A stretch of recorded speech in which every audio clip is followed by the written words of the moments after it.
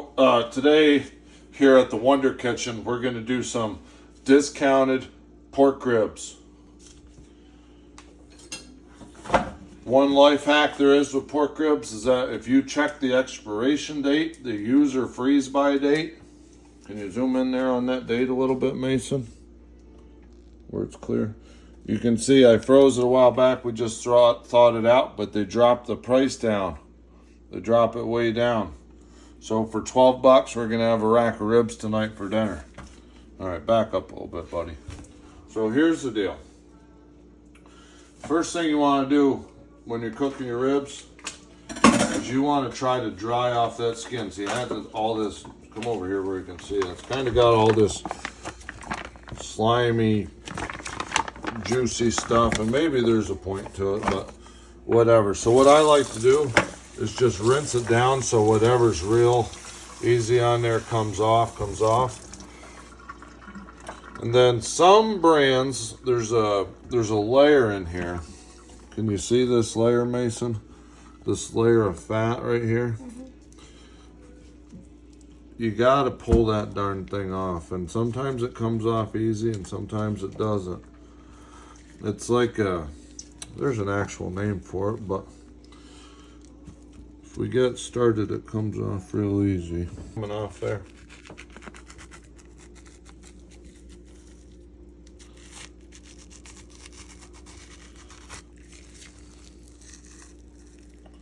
All right, back up. You kind of got the camera all wiggly, but just get a good view on that.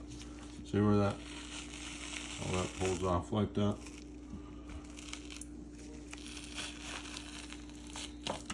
There. So if that comes off.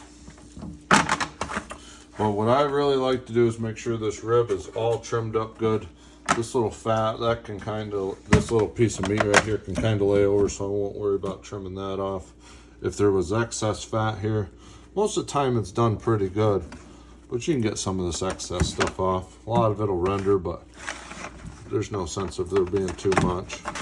Next thing you're gonna want to do with ribs is pat it dry. Back up a little bit, buddy, so they can see this whole thing. Pat it dry, and the reason we're doing that is just so we can have more contact for the actual rub and the binder. So what I do first, and you don't have to do a lot on this bottom side, but we use mustard as a binder. You think mustard on ribs, you never know what's on there after you're done. So you take that mustard and you rub it in pretty liberally. And this side, I mean, this side's kind of important, but the next side's really important. You want to rub that mustard in just as good as you can. And then so to limit the amount of times you got to flip it, I put the dry rub on this side too, but before I flip it. And we're using Rib Ninja today. It's one of my favorites. But when you're putting this on, get here close, Mason, so people can see just how much we're putting on there. You want it pretty liberal. That's strong. There you go.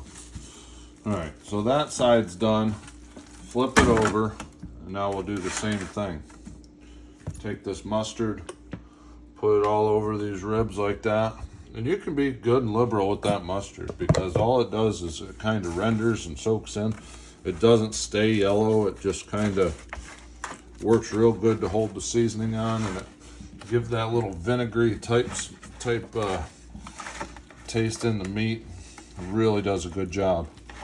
But yeah, just work that mustard in as good as you can in the cracks and crevices of all this stuff. This is more or less the secret of all this is the mustard. But so then we take this side. Now this side, this is where you're going to have your bark on these ribs. So you want to try to have an even layer on the whole thing, but you want it on there good and liberal.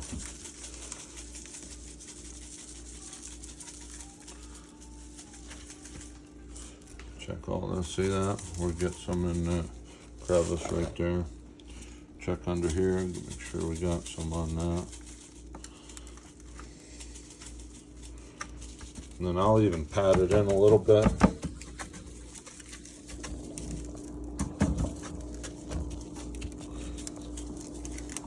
All right, and that's the prep to the ribs. I'm gonna go clean up so I can go outside. Got it all mustard binded with the Rib Ninja spice here, and we're gonna go throw it on the smoker. Well, we're getting this girl all fired up here to do some smoking. We're using the fruit blend pellets today from Pit Boss. It's one of my favorite blends here for the ribs we're gonna smoke. But we're getting her all fired up. We'll be putting the ribs on in just a second. All right, we got this thing smoking good now. We've got the temperature set to 225. And here's our ribs. We're gonna try to get these as easy as we can. And I like putting them on the top rack. Pretty much directly above the fire. Maybe a little bit to the right-hand side here, because most of the heat is up and to the right, so that's a pretty even spot to have them.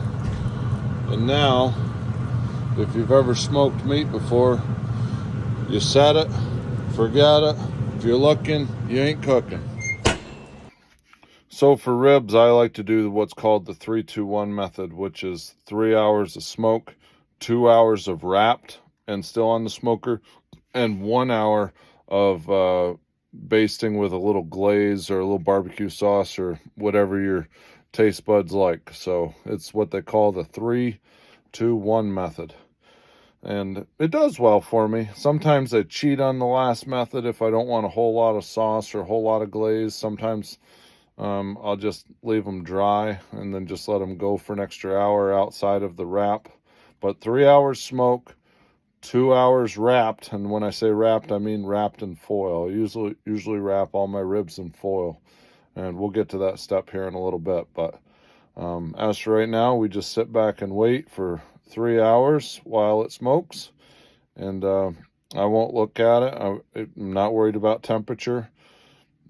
3 hours is 3 hours. All right, so we're back here at the Wonder Kitchen. And it's been on 3 hours, so here's the first lift of the lid. All right, look at them ribs coming, baby. So this is step 2. We need to wrap them for 2 hours. So what I do is I cheat a little bit. I use an aluminum pan. You can actually take the foil and just wrap it in the foil, but I use an aluminum pan in there. I've got some barbecue sauce, apple cider vinegar. Then I'll show you my little secret we're gonna do here next. Come over here, bud, so you can see. All right, put that in there. All right, now come on over here where we can see good. Secret. Just put that on nice. A little bit on there so it soaks just a little bit on that bark. You don't want too much because you don't want to saturate that top. You like a nice top that kind of pulls apart. Okay. We're just going to let that steam in there. Set it right back on where we found it. Sometimes you got to crunch this lid in a little bit with this there, but it'll go.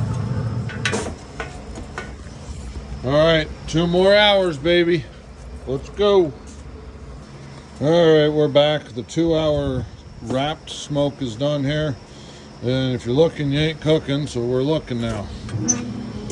All right, there's that. Oh yeah, that smells amazing. Get a little zoom in on that. You like that? Back up a little bit so not so blurry. Ooh, now get closer so they can see what you're looking at. Man, that looks pretty good. There we are, we're back on. This last hour, what we're gonna do is we're gonna put barbecue sauce directly on the set of ribs there.